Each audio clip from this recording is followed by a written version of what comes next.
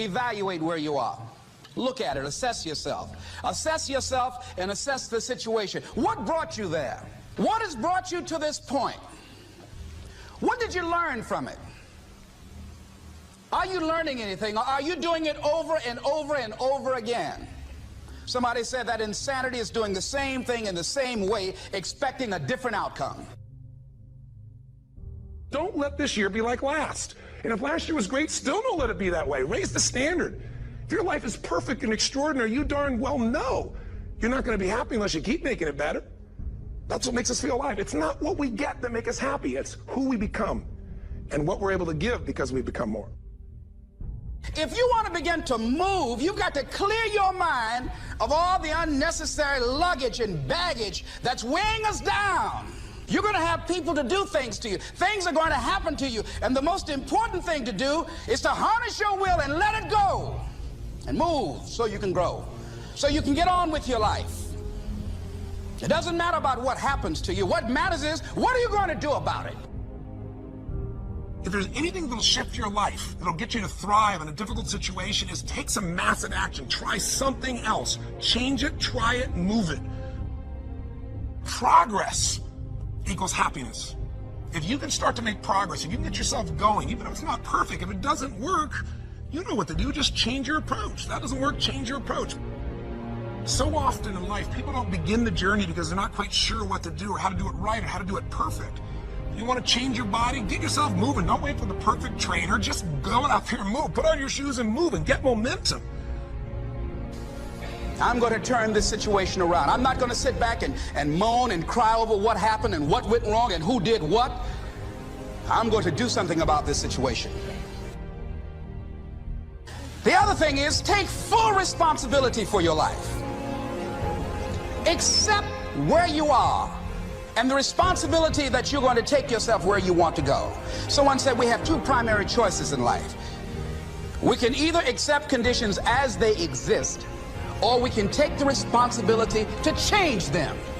See, a lot of people want to exempt themselves from taking responsibility. All they want to do is talk about the problem. Every time you see them, they'll tell you their story over and over and over and over again. No. You want to take responsibility for your life. I got me here, I can get me out of this. And I'm getting out. I'm not going to be a volunteer victim. And so all you're looking for are new breakthroughs through practice and practice and practice. You'll get better and better and better. And there's still some things that will happen to you that will catch you on the blind side that you did not anticipate. You'll get knocked down, but you won't be knocked out.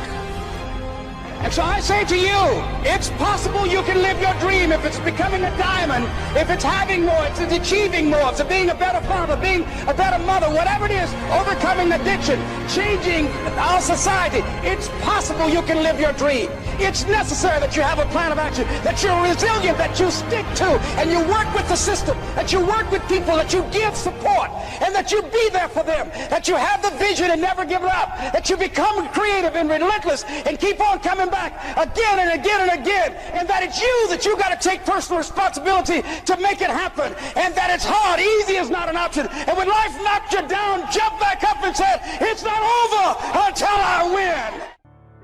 Avoid people and situations that upset you. See, there's some people that know just how to push your button. They know just what to say.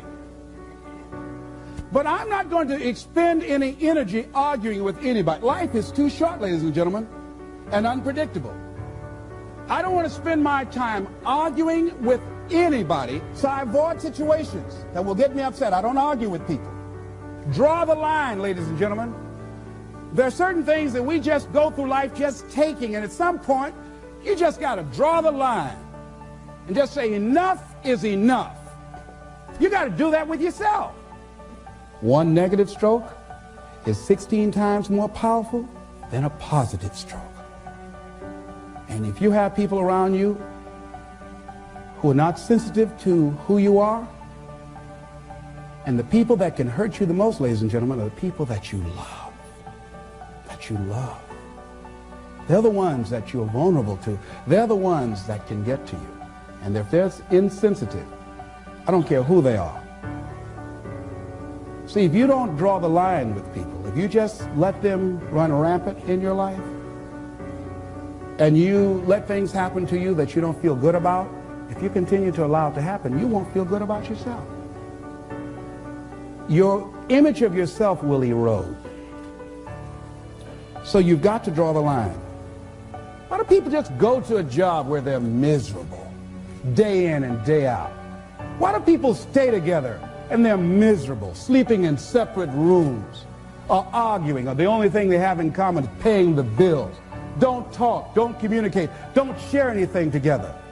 Day in and day out, as short and unpredictable that life is, being mean to each other. Why do people do that?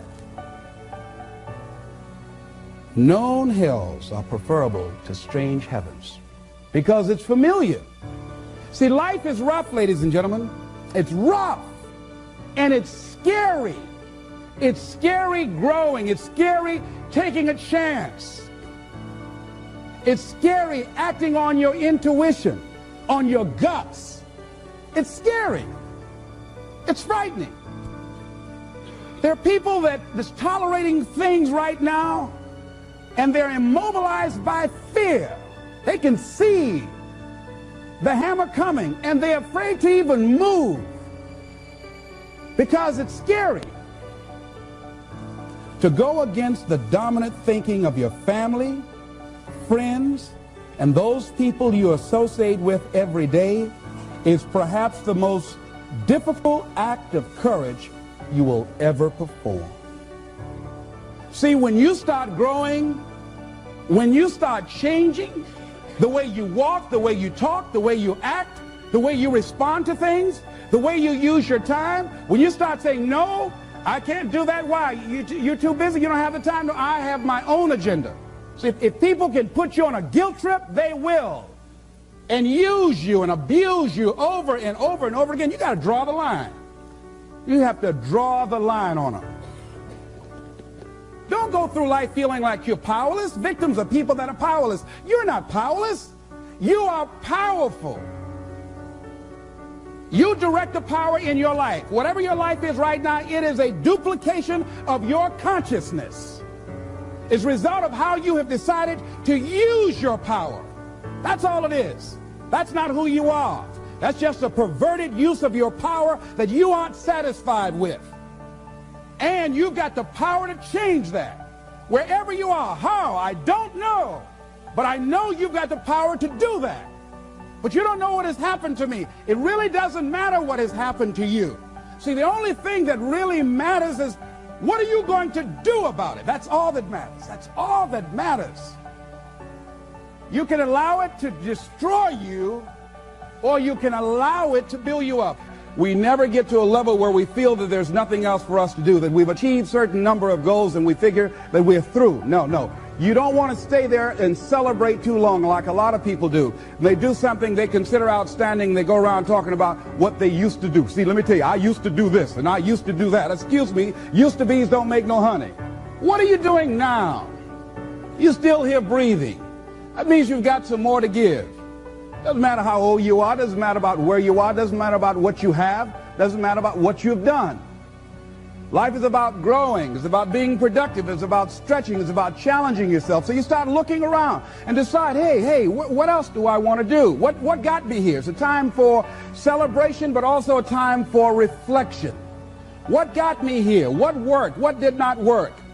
What do I need to do to repeat so that I can get the same kind of results in other areas of my life? If the goal is to improve my health, if the goal is to improve my relationship, if the goal is to improve my income, if the goal is to improve something in society, what is it I need to do? Now, don't get confused with what you do with who you are. Don't trip. Don't go on some type of ego trip, talking about how bad you are. None of us do anything by ourselves. Develop an appreciation for external support as well as good fortune, because all of those things play a role. The other thing is, don't go overboard celebrating. You must meet with triumph and disaster and treat those two imposters just the same. You look at it, hey, I did it. I feel good about that. Now you're moving on to the next thing. Things did not work out the way you wanted them to work out. You didn't produce the results you wanted to produce. Hey, miss that. Win some, you lose some. Next, moving right on. Don't confuse who you are with what you do. And make your mind fertile ground for the seeds of opportunity. Think if you want to experience a sense of fulfillment, you've got to have an open mind so that ideas can come in there and take root and grow.